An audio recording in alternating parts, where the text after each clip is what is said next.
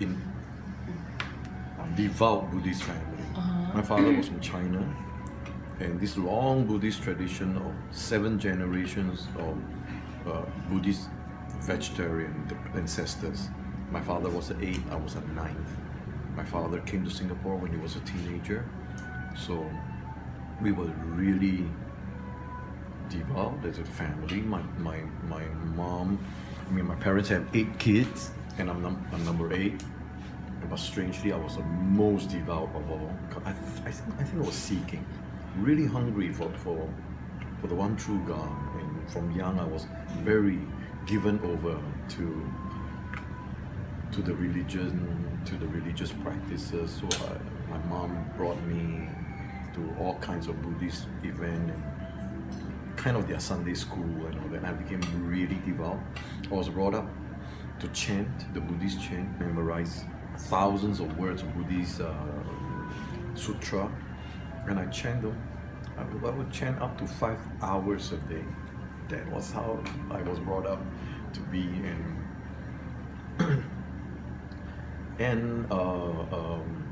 But from 13 years old, I developed an extreme form of migraine. Extreme. It was just pure agony. From 13 it started, and it got worse and worse and worse, and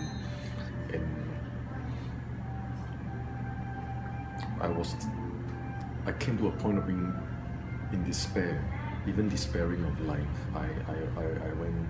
It felt like an electric drill behind my eye, and when it starts, I convulse. I writhe on the floor. I tear involuntarily. I throw up because it triggers all kind of mechanism. I don't know how to explain it. It was so bad, and it was uncontainable, despite all kinds of treatment and painkillers. I lived upon painkillers. I have thousands of painkillers. I have drawers this large, full of painkillers, and I'm very acquainted with pain. I grew up with so much pain, and I could get up to 8 hours of agony, pure agony a day. So can you imagine that kind of a life?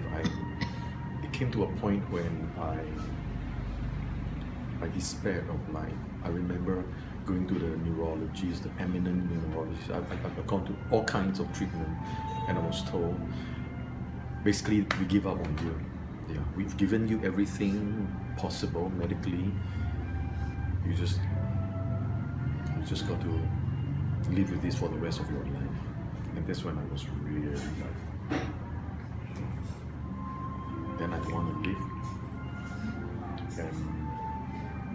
And it was in the midst of that God reached out to me. If not, I wouldn't have been delivered out of that kind of life of bondage, religious bondage,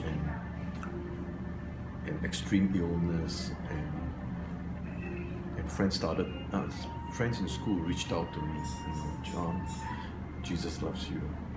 Jesus wants to heal you, and Jesus can heal you, and He paid the price to heal you. The Bible says, by His wounds you were healed.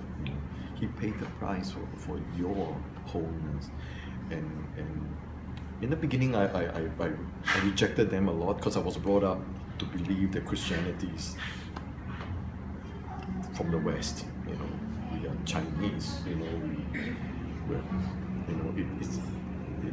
It's a form of extreme infidelity to our tradition, and affront to our tradition, and betrayal, to our tradition if you should become a Christian. And so I was told from young not to even listen to the gospel message. If anyone shared Jesus, to just throw him out, which I did, for a couple of years in high school until I was in total agony, and in the depth of my despair, my heart creaked open. Jesus, if you're real, do something, save me. Or I can't live on like that. And God came through, took away my disease, took away my pain, and that's when I just really fell in love with God. Just felt it moving Was it down. instant for all the pain to go away? Was it instant? No, for me it was a season. It was a season when it began to lighten, and the frequency of it coming became further and further apart, and lighter and lighter, and further apart, and then it faded off completely. Yeah, that's how I came to know the Lord.